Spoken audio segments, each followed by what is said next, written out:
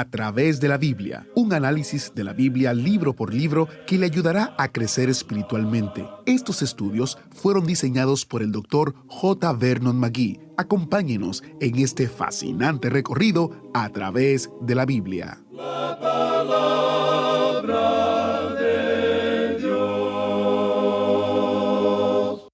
Haced todo sin murmuraciones y contiendas, para que seáis irreprensibles y sencillos, hijos de Dios, sin mancha en medio de una generación maligna y perversa, en medio de la cual resplandecéis como luminares en el mundo. Así leemos Filipenses capítulo 2, versos 14 y 15. Bienvenidos a través de la Biblia, el programa donde conocemos a Dios en su palabra. Soy su anfitrión, Heiel Ortiz. Estamos muy contentos de que esté haciendo del estudio de la palabra de Dios una prioridad en su vida. Hoy estudiaremos Filipenses capítulo 2, versos del 12 hasta el 26. Y quiero recordar el recurso destacado, ya que estamos estudiando la Biblia, que consiste en un librito titulado Cómo estudiar la Biblia, guías para el entendimiento de las Escrituras. Son principios y consejos prácticos que le ayudarán a usted a sacarle mayor provecho a las Escrituras. Para tener este recurso, solo debe visitar a través de la Biblia.org/destacado. Y mientras está en el sitio web, descubra los muchos recursos, incluyendo el estudio completo en audio, más de 1,300 programas, los muchos libritos en una variedad de temas y los comentarios sobre los libros de la Biblia. Damos gracias al Señor que todo lo que proporcionamos ha sido provisto por las personas generosas que viajan con usted en el autobús bíblico. Contamos con las fieles oraciones y el apoyo financiero de los que son bendecidos por estos estudios para proveer las necesidades financieras de a través de la Biblia. Como decía el Dr. McGee, autor de este estudio, agradecemos su ayuda para poner gasolina en el tanque o un nuevo juego de llantas en el autobús bíblico para que podamos seguir rodando. Antes de entrar en el programa de hoy, comparto con ustedes un testimonio de Alberto en Panamá, quien nos escribió estas palabras alentadoras. Llevo muchos años escuchando a través de la Biblia desde Panamá, desde el año 2010 por la emisora Estéreo Vida. Soy como muchos de esos oyentes que permanecen allí detrás de la radio durante años, viajando en este autobús, creciendo y nutriéndose de estas enseñanzas. Me encuentro agradecido con Dios por ponerme a viajar en este autobús y los bendigo para que sigan esparciendo la palabra del Señor por donde quiera que sigan viajando. Gracias a este hermano por escribir estas palabras alentadoras y habiendo dicho esto, iniciamos en oración. Padre Celestial, gracias por tu palabra. Te pedimos que podamos aprender de ella las verdades bíblicas necesarias para honrar y bendecir tu nombre. En el nombre de Jesús te lo pedimos. Amén. Nos encontramos hoy, amigo oyente, en el segundo capítulo de esta epístola del apóstol Pablo a los Filipenses, y vamos a comenzar hoy leyendo el versículo 12.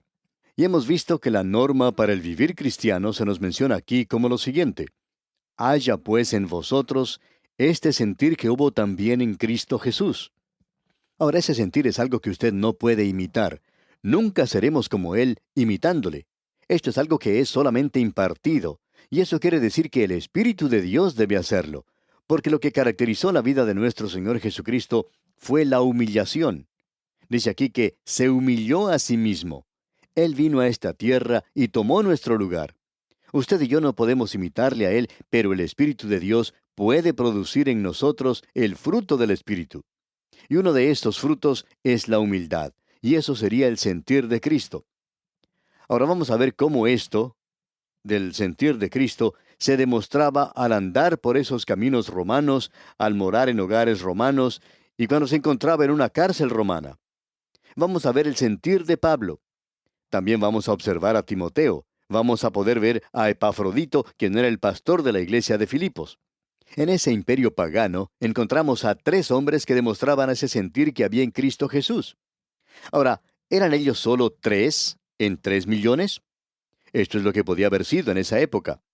Pero para cuando uno llega a los 100 años después de Cristo, eso había sido multiplicado muchas veces. Notemos pues ahora lo que dice el versículo 12 de este capítulo 2 de la epístola a los Filipenses.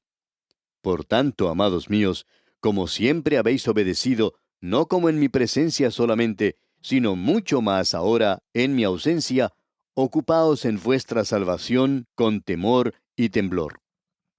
Ahora esta palabra salvación es utilizada aquí en un sentido general. Lo que el apóstol Pablo está diciendo aquí es que ellos deben resolver sus problemas que tenían en la iglesia. Se tenían que ocupar de su propia vida cristiana. Él no se encuentra allí para ayudarles y no está seguro que los podrá volver a ver otra vez. Él se encuentra en una prisión romana. Así es que Pablo les dice a ellos de una manera maravillosa, ocupaos en vuestra salvación con temor y temblor. Una niña se encontraba en la iglesia con su madre y el predicador leyó este versículo que acabamos de ver, y al leerlo, la pequeña se vuelve a su madre y de una manera muy callada le dice, «Mamá, uno no puede ocuparse en su salvación a no ser que la salvación se haya ocupado de uno antes, ¿verdad?» Y amigo oyente, esa es una buena pregunta. Usted no puede ocuparse de su salvación a no ser que la salvación se haya ocupado de usted primero, porque notamos que es Dios quien obra esto. El versículo 13 dice, porque Dios es el que en vosotros produce así el querer como el hacer por su buena voluntad. Así que es Dios quien produce esto de la salvación. Él es quien le ha salvado, y Él le ha salvado a usted por medio de la fe. La fe más nada es igual a salvación. Y nosotros hemos enfatizado una y otra vez en este programa que usted no puede ser salvo por medio de sus obras. Dios no está aceptando las obras para la salvación de nadie. Pero después que usted es salvo, entonces Dios hablará con usted acerca de las obras. La salvación que Él le da a usted por medio de la fe es una salvación que por medio de Él producirá un resultado también. Fue Calvino quien dijo, la fe sola salva, pero la fe que salva no está sola. Y el apóstol Santiago en el capítulo 2, en la segunda parte del versículo 18, dijo, muéstrame tu fe sin tus obras, y yo te mostraré mi fe por mis obras. Usted se da cuenta, amigo oyente, que solo Dios puede ver el corazón. Él conoce cuál es su verdadera condición, y Él conoce cuál es mi verdadera condición. Él sabe si yo tengo fe que salva, o si usted tiene una fe que salva.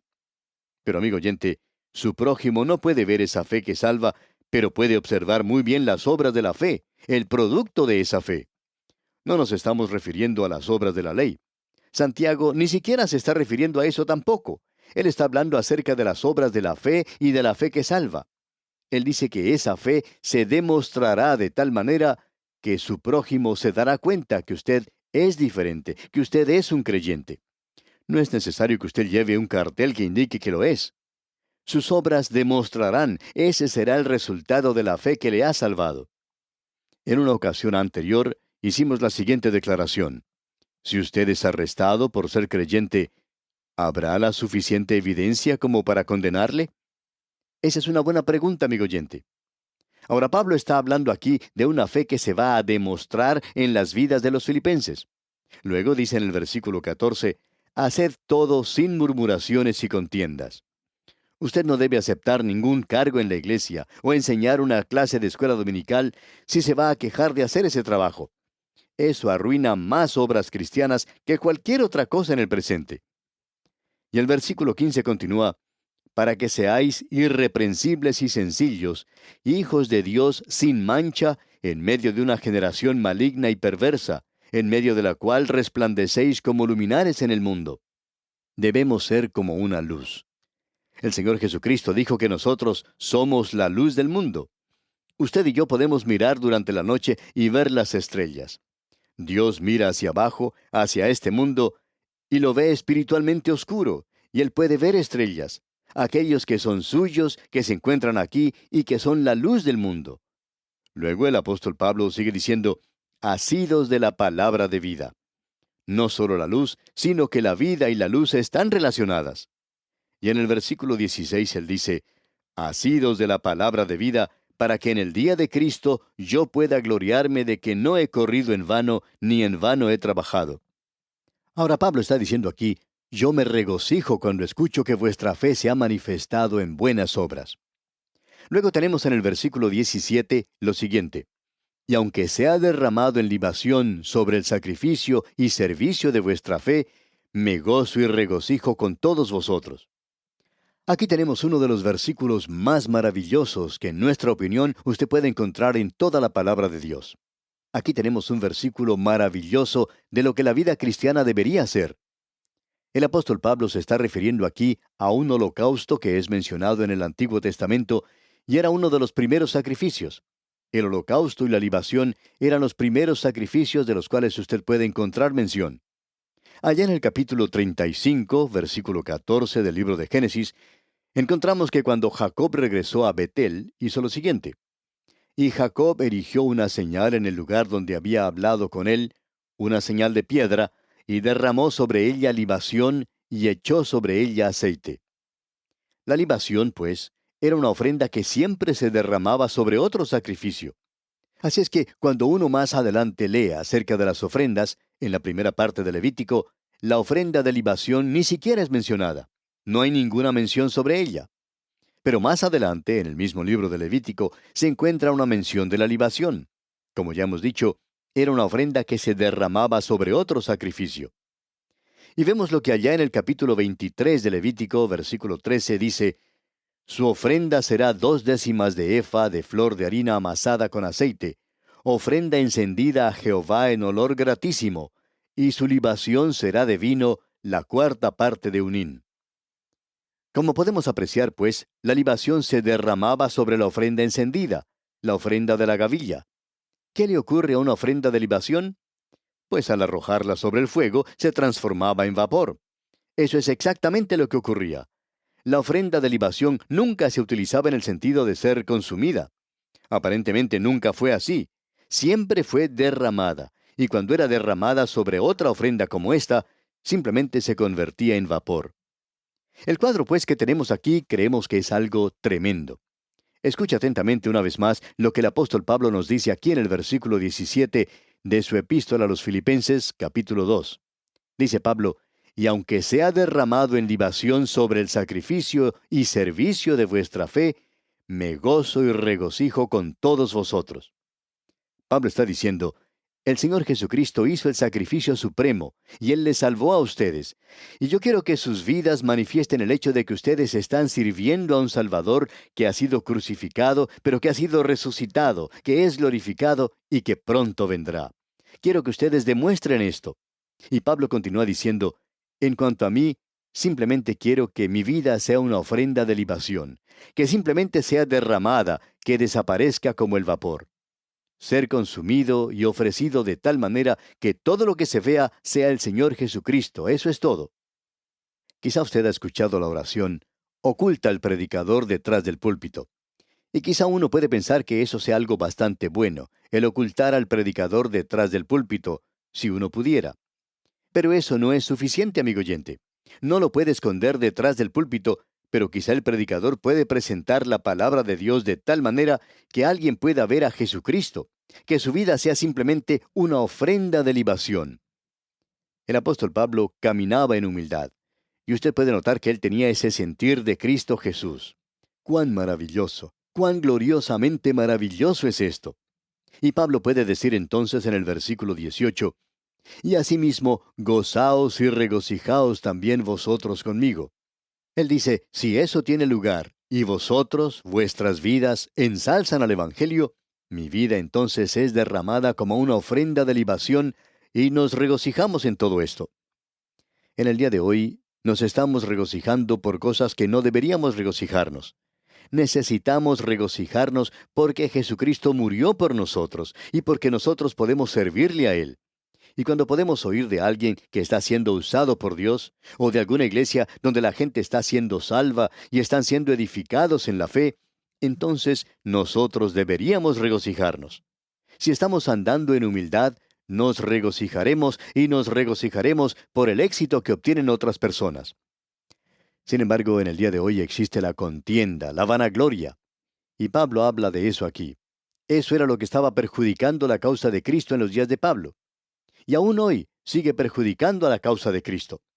Pero el tener su vida donde se revela el sentir de Cristo, eso provoca gozo y lleva gloria a Dios.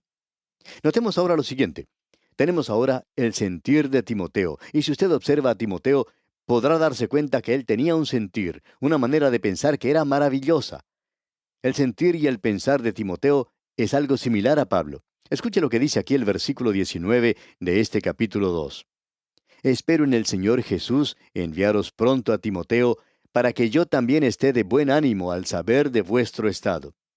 O sea que Pablo dice, voy a enviarles a mi hijo espiritual para que él los visite, a Timoteo. Tengo mucha confianza en él. Y continúa en el versículo 20, pues a ninguno tengo del mismo ánimo y que tan sinceramente se interese por vosotros. O quien en realidad está interesado en ver la condición en la cual se encuentran ustedes. Aquí tenemos una palabra maravillosa, subsocon, que significa del mismo ánimo. No hay ninguno, no hay nadie del mismo ánimo. Como podemos apreciar, Timoteo tenía el mismo ánimo que el apóstol Pablo. ¿Y qué clase de sentir tenía Pablo? Bueno, en humildad. Él tenía el sentir de Cristo. Ahora se nos dice que Timoteo tiene el mismo ánimo que el apóstol Pablo. ¿Se da cuenta usted, amigo oyente, que cuando dos hombres tienen el mismo sentir de Cristo, ellos van a estar juntos? No es necesario tener un consejo nacional de iglesias o un consejo mundial de iglesias para que se reúna la gente. En realidad, no hace falta ninguna clase de organización para que se junten. Si ambos tienen el mismo sentir de Cristo, estarán juntos. Ellos están juntos, amigo oyente. Ahora, a este hombre Timoteo, Pablo le llama su hijo espiritual. Pablo fue quien lo llevó a los pies del Señor Jesucristo, y él había sido fiel a Pablo. Hay veces que uno escucha acerca de uno de sus convertidos, quienes se han vuelto contra uno mismo. Es como un hijo que se vuelve contra su padre, y Pablo tuvo esa experiencia también. Pero Timoteo era fiel a Pablo, y él dice, lo estoy enviando a él porque tengo confianza en Timoteo. Es maravilloso en el día de hoy tener personas que son del mismo ánimo con Cristo y que pueden trabajar juntos. Y esa es la única manera, digamos de paso, por la cual pueden trabajar juntos. Escucha ahora lo que Pablo dice y alguien quizá va a decir, bueno, ¿y por qué siempre dirigen la atención hacia el lado negativo? Bueno, vamos a decirle por qué. Porque Pablo destaca esto. Simplemente nos hemos anticipado un poquito a lo que él va a decir. Escuche lo que dice él aquí en el versículo 21 de este capítulo 2. Porque todos buscan lo suyo propio, no lo que es de Cristo Jesús. Había tantos creyentes que estaban tratando de hacerse famosos. Ellos estaban tratando de hacer algo para su propia gloria, y como resultado, estaban dispuestos a pisotear al apóstol Pablo para hacer eso y ponerlo a un lado. ¿Tiene usted, amigo oyente, respeto por aquellos que se están manteniendo firmes por la palabra de Dios en el presente? Cuando escuchamos de algún hombre de Dios que hoy es criticado, podemos reconocer que hay algo allí, quizá no seamos capaces de detectar eso, pero por allí existe algo de contienda y vanagloria. Ahora, ese sentir de Cristo simplemente no le permitiría a usted hacer esa clase de cosas. Y el apóstol Pablo dice aquí, yo no puedo confiarme en estas otras personas. Y en el versículo 21 y la primera parte del 22 dice, porque todos buscan lo suyo propio, no lo que es de Cristo Jesús. Pero ya conocéis los méritos de él. Y este joven Timoteo ya había probado ante el apóstol Pablo su valor y utilidad. Y en el versículo 22 destaca, pero ya conocéis los méritos de él, que como hijo a padre ha servido conmigo en el Evangelio. ¿No es eso maravilloso, amigo oyente? Cuán maravilloso es cuando nosotros tenemos ese sentir de Cristo. Estamos juntos, usted y yo, muy juntos. No importa que existan diferencias raciales, todos somos hermanos. Amigo oyente, nosotros estamos juntos si tenemos el mismo sentir de Cristo. Uno no puede tener una mejor unidad que esa. Cuando alguien tiene ese sentir de Cristo y usted tiene ese mismo sentir de Cristo, entonces están juntos. Ustedes están juntos aunque estén separados por miles de kilómetros de distancia. Nada puede unirlos como eso. Amigo oyente, esa es la razón por la cual cuando un joven se encuentra con una señorita y ambos son creyentes y se enamoran el uno del otro, amigo oyente, ellos tienen una unidad que usted no puede tener simplemente por medio de un matrimonio sexual. Esto es algo simplemente físico y se puede obtener en cualquier parte. Pero cuando usted tiene el mismo sentir, el hombre y la mujer, ellos están verdaderamente unidos. Uno no puede tener algo mejor que eso. No existe una ceremonia humana que pueda unirlo a uno más que eso. Esto es algo realmente glorioso, maravilloso. Y luego el apóstol Pablo continúa diciendo en el versículo 23, Así que a éste espero enviaros, luego que yo vea cómo van mis asuntos.